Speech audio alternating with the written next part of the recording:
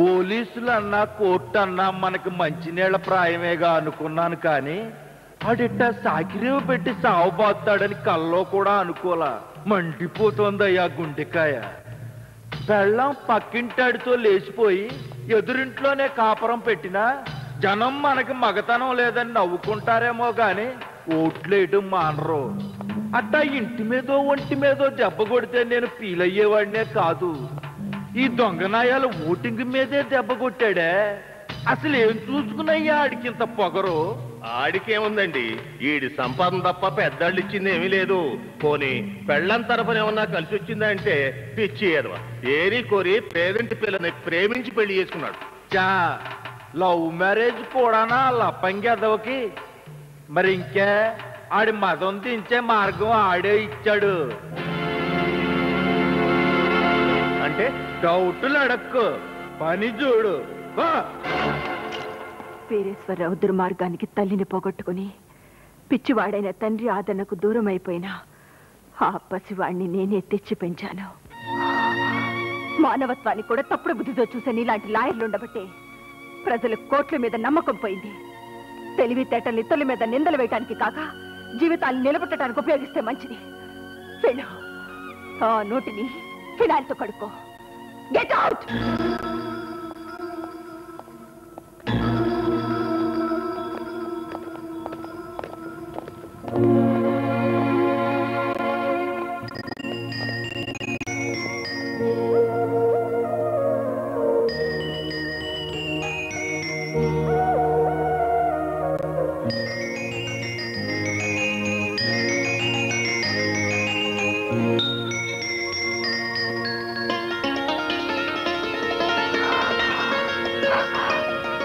బాబు,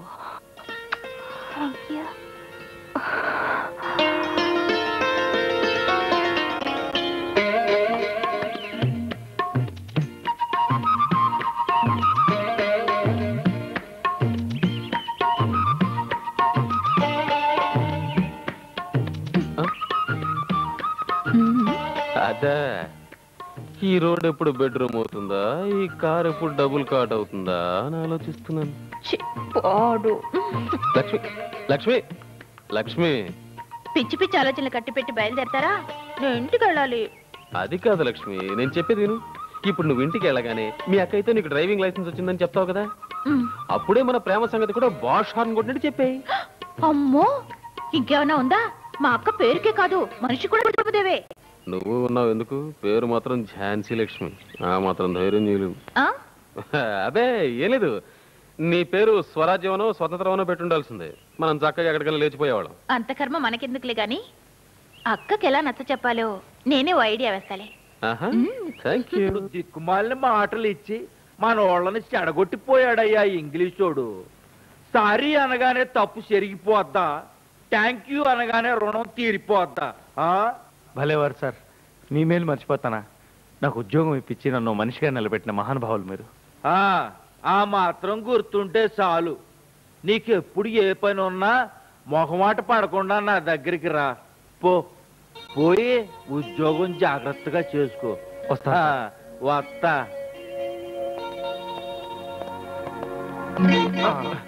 నమస్కారం సార్. నమస్కారం. చాలా హెల్ప్ చేశారు, థ్యాంక్స్ అండి. వస్తా, పనుంది, మళ్ళీ కలుద్దాం. అలాగే సార్. ఏమండి వాడు రుద్రందేవి తమ్ముట్టండి. చా అంటారేంటండి? ఏదో మా అమ్మాయి క్లాస్మేట్ అని చెప్పింది కదా అని జాలిపడి వాడిని మీ దగ్గరికి పంపించాను, కానీ ఎంత పని జరుగుతుందని నేను ఎక్కడ అనుకున్నానండి. ఏమండి ముందు అర్జెంటుగా ఫోన్ చేసి వాడు అపాయింట్మెంట్ ఆర్డర్ క్యాన్సిల్ చేయించండి. వీటన్నిటినీ మించి ఆడు నీ కూతురుతో చెట్లెమ్మట పుట్లెమ్మట తైతక్కలాడుతున్న హీరో. ఇంకా వానపాట సలిమంట చీరారేసుకోవటం దాకా రాలేదులే. మరీ అంత ఆడవమాక. ఇప్పుడు ఆడవలసింది నువ్వు కాదు, ఆ రుద్రమదేవి. అదే మరి రాజకీయం అంటే. చూడు,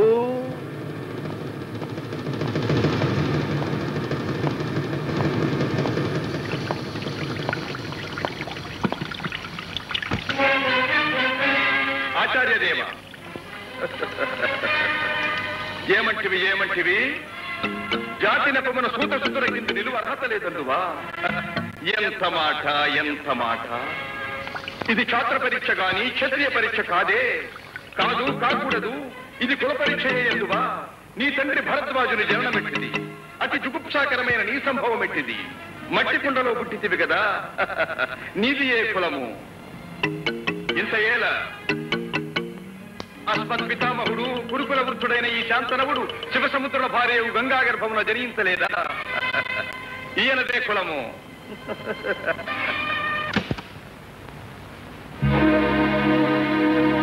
ఎవరు నువ్వు?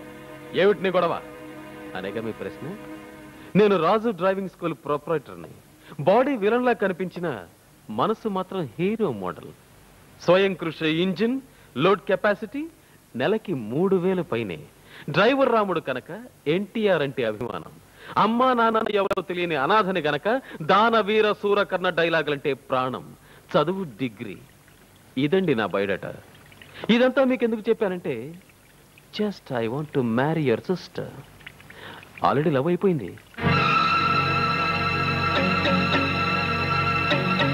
మీరు ఒప్పుకుంటే మారుతి 1000cc లెవెల్లో ట్రంక్ రోడ్ మీద వెళ్తాం. కాదంటే ఓల్డ్ స్టాండర్డ్ లో బైపాస్ రోడ్. మరి మీరు ఊ అంటారా, ఊహు అంటారా? Lakshmi,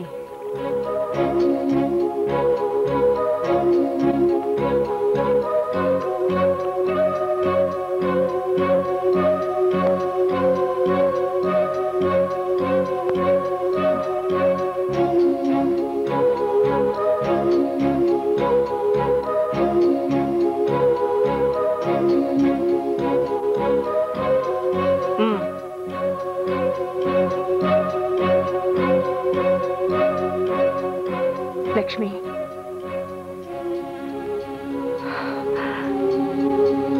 you are so lucky. అక్క,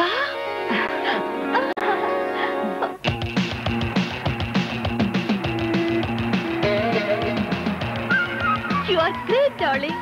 అక్కనే ఒప్పించావంటే యు ఆర్ సో గ్రేట్. పొగట్టలాపి రోడ్డు చూడు.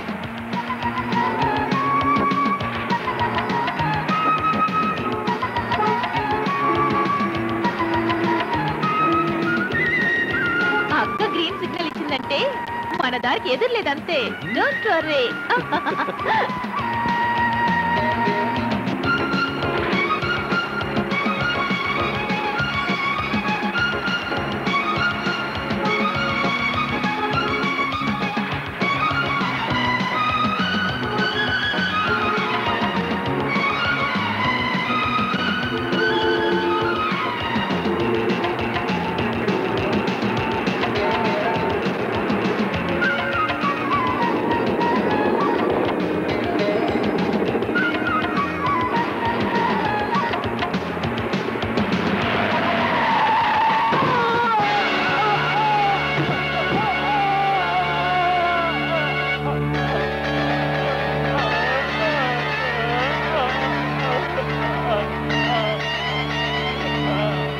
కాళ్ళమ్మ పోయింది, పళ్ళు రాలిపోతే కట్టించుకోవచ్చు, కళ్ళు పోతే పెట్టించుకోవచ్చు. ఒక్కటి కాదే, పాపం 2 కాళ్ళు పోగొట్టుకుని అతని బతుకు నిలువున కుప్పగూలిపోయిందమ్మా. ఒక్కడే అయితే ముష్టెత్తుకుని ఏ కలో గంజో తాగి బతకచ్చు. మంచాన పడ్డ తల్లి, రోగిష్టి తండ్రి, వీళ్ళిద్దరిని ఏ గంగలో తోయమంటారు? పాపం గుడ్డిలో మెల్లలాగా అతనికి ఇంకా పెళ్లి కాకపోవడం అనేది కొంచెం మంచిదైంది. కాబట్టి ఈ కేసులో ఈ ముద్దాయికి మామూలుగా చట్ట ప్రకారం 6 నెలల్లో 3 నెలల్లో జైలు శిక్ష విధించడం, 1000-2000 జరిమానా కట్టమంటం చాలదు యువర్ ఆనర్. ఇది మామూలు యాక్సిడెంట్ కేసు కాదు, ఒక కుటుంబ జీవనాధారానికి సంబంధించిన సమస్య. కాబట్టి యువర్ ఆనర్, ఈ ముద్దాయి ఝాన్సీ లక్ష్మి నా క్లయింట్ని పెళ్లి చేసుకు తీరాలి. ఇది అన్యాయం. ఒక్క పొరపాటుగా అమాయకుల జీవితాన్ని నాశనం చేస్తారా? మేమిద్దరం కలిసి చావరణ చస్తాం గానీ విడివిడిగా మాత్రం బతకం. Order, order. మిస్టర్ సన్యాసరావు, కోర్టుకు కొన్ని న్యాయ సూత్రాలు, నిబంధనలు, చట్టాలు ఉన్నాయని తెలిసి మీరు కూడా ఇలా ఆర్గ్యూ చేయడం బాగోలేదు. అదేమిటి యువర్ ఆనర్, ఒకప్పుడు మీరే కదా ఒక రోజంతా ఒకే గదిలో ఒక ఆడ ఒక మగ కలిసి గడిపారన్న పాయింట్ మీద ఆ వరలక్ష్మి జీవితం సర్వనాశనం అయిపోయిందని ఎంపీ వీరేశ్వరరావు గారితో వివాహం జరిపించి ఆమె జీవితాన్ని నిలబెట్టారు. మరి ఇప్పుడు నిష్కారణంగా ఇతని కుటుంబం కుప్ప కూలిపోయినా పర్వాలేదనుకుంటున్నారా? కేసుకి మీ తీర్పులో మార్పు ఉంటుందా యువరానర్? మీ ఆర్గ్యుమెంట్ పూర్తయినట్టేనా? అంటే ఇక నన్ను నోరు మూసు కూర్చోమనే కదండి. Thank you your honour.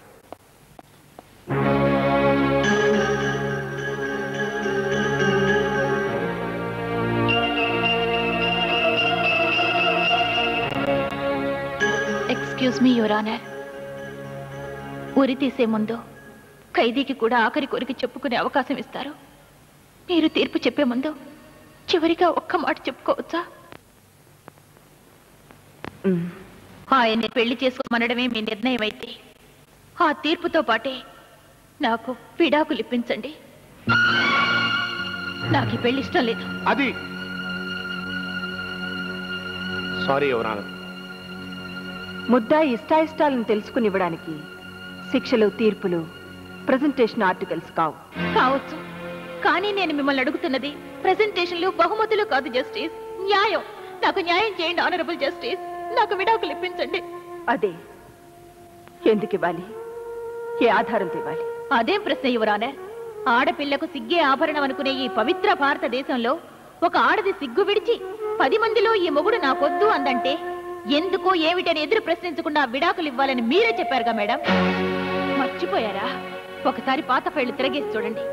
ఈ దేశంలో ఏ చట్టమైనా అనాథల్ని, అభాగ్యుల్ని, అబలల్ని ఆదుకోవడానికే ఉన్నాయని మీరే చెప్పారుగా యువర్ ఆనర్. అతను నా వల్ల అభాగ్యుడైతే ఆయన మూలాన నేను అబలగా అన్యాయానికి తలవంచాల్సిందేనా? చెప్పండి, ఇదేనా మీ న్యాయం? రక్తానికి రక్తం, ప్రాణానికి ప్రాణమే మీ సిద్ధాంతమా? నా జీవితాన్ని మొగ్గలోనే తుంచి మీ ధర్మపీఠాన్ని నా పాలిటి బలిపీఠంగా మార్చే చట్టమేనా మీ ధర్మం? చెప్పండి యువర్ ఆనర్, చెప్పండి, చెప్పండి.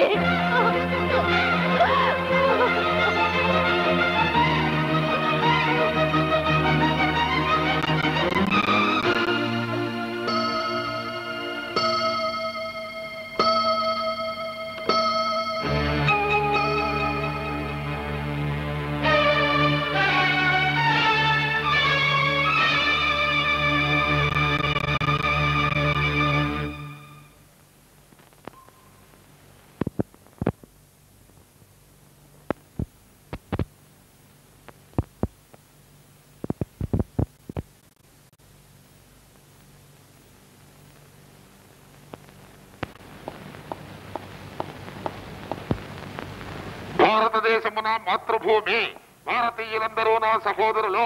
నేను నా దేశమును ప్రేమించుతున్నాను. సుసంపన్నమైన బహువిధమైన నా దేశ వారసత్వ సంపద నాకు గర్వకారణము. దీనికి అర్హుడనొకటకై సదా నేను కృషి చేయుదును. నా తల్లిదండ్రులను, ఉపాధ్యాయులను, పెద్దలందరినీ గౌరవించును. ప్రతి వారితోనూ మర్యాదగా నడుచుకుందును. నా దేశం పట్లను, నా ప్రజల పట్లను సేవానికి కలిగిందని ప్రతిజ్ఞ చేస్తున్నాను. వారి శ్రేయోభివృద్ధిని నా ఆనందములకు మూలము. అప్పు చెప్పేశా. సన్నాసి, నీకేమన్నా పిచ్చి పట్టిందా? పరగడుపు నీ గోలేంటి? తప్పు యువరానర్. దీన్ని ప్రతిజ్ఞా పాఠం అంటారు. అప్ప చెప్పేశాను. సత్యానర దేవుడా, వీడికి జడ్జిగా ఆర్డర్స్ ఎక్కడి నుంచి తెచ్చివ్వాలి అని బెంగపడిపోకండి. మీరు ప్రజానాయకులు కదా, మాట మీద నిలబడటం మీకు కలిసి రాదు. ఆ సంగతి నాకు బాగా తెలుసు. అయినా సరే నేను జడ్జినై తీర్తాను. ఎందుకంటే చెల్లెలి కేసులో ఏ తీర్పు ఇవ్వలేక రుద్రమ్మదేవి ఉద్యోగాన్ని వదిలేయటం ఖాయం. ఆ సీట్లో నేను కూర్చోవడం కూడా ఖాయం. ఈ రోజు నుంచి నేను జస్టిస్ సన్యాసిరావు, పాపం ఆవిడ మాజీ జస్టిస్ రుద్రమ్మదేవి.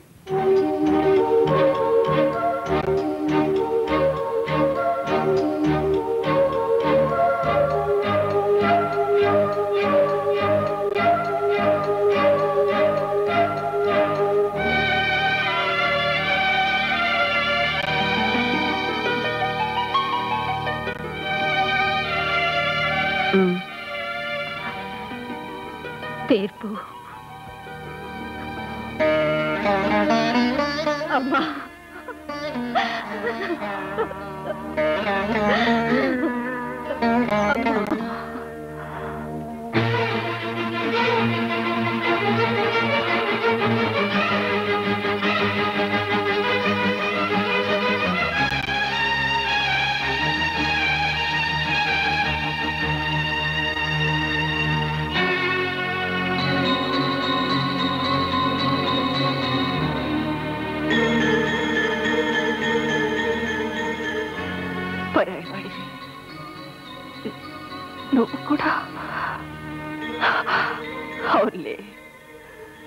తోడపుట్టిన వాళ్ళకి వెళ్ళినప్పుడు నిన్ను అనుకునే ప్రయోజనం ఏముంది?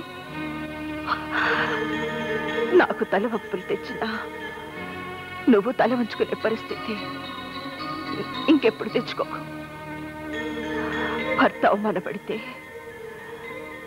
నీ భార్య భరించలేదు. లక్ష్మి, చదరంగం ఆటలో కూడా మాట వరుసకైనా నన్ను ఓడించకుండా వదిలేసిందని మనసు మార్చుకున్నావా? లక్ష్మి, ఆడ బ్రతుకులో భర్తకున్న విలువ నీకు తెలిసినంతగా నాకు తెలియలేదమ్మా. తెలుసుంటే మిమ్మల్ని గాలి కొదిలేసి నా దారి నేను వెళ్ళిపోయేదాన్ని. ఇలా దగా పడేదాన్ని కాదు.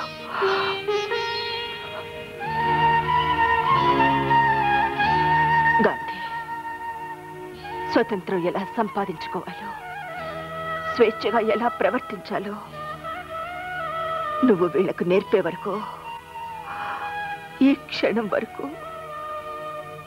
నేనెంత రాక్షసునని నిజంగా నాకు తెలీదు. అక్క, నువ్వెలాంటి తీర్పిస్తావో అని భయపడి కాదు, తిరగబడి అనరా. వెళ్ళు, నీది విప్లవ మార్గం కాదు. నువ్వు వెతుక్కున్న నీ మార్గంలోనే నీతో చేతులు కలిపి వీళ్ళందరినీ తీసుకుని మరీ వెళ్ళు. వెళ్ళిపో. నా దగ్గరుంటే పడగ నీళ్ళలో ఉన్నట్టే న్యాయం ధర్మం పేరు చెప్పి మిమ్మల్ని కాటు వేస్తాను కదా. వెళ్ళిపోండి, నా దగ్గర నుంచి దూరంగా వెళ్ళిపోండి. అమ్మా, నువ్వుకేం చెప్పినా నేను వినడానికి సిద్ధంగా లేను. నా అక్రమాలు ఎదిరించదలుచుకున్న వాళ్ళందరూ నేను న్యాయస్థానానికి వెళ్లే దారిలో ఎదురు రాకుండా, నాకు అపశకనాలు కాకుండా వెళ్ళిపోండి. Get out. Thank you your honour. వాయిదాల పద్ధతిలో వస్తువులు కొనుక్కోవడం తెలుసు కానీ వాయిదాలతో న్యాయాన్ని మట్టి గరిపించవచ్చు అని ఎంత చక్కగా నిరూపించారు యువర్ ఆనర్. తెలివిగా కోర్టు టైం అయ్యేంత వరకు ఆర్గ్యుమెంట్ ని సాగదీశారు. తక్కువ కేసును వాయిదా వేశారు. తెల్లారేసరికి ముద్దాయికి లటుక్కున ముడుముళ్ళు వేయించారు. కేసులోని పీటముడిని పుట్టుక్కుని తెంచారు.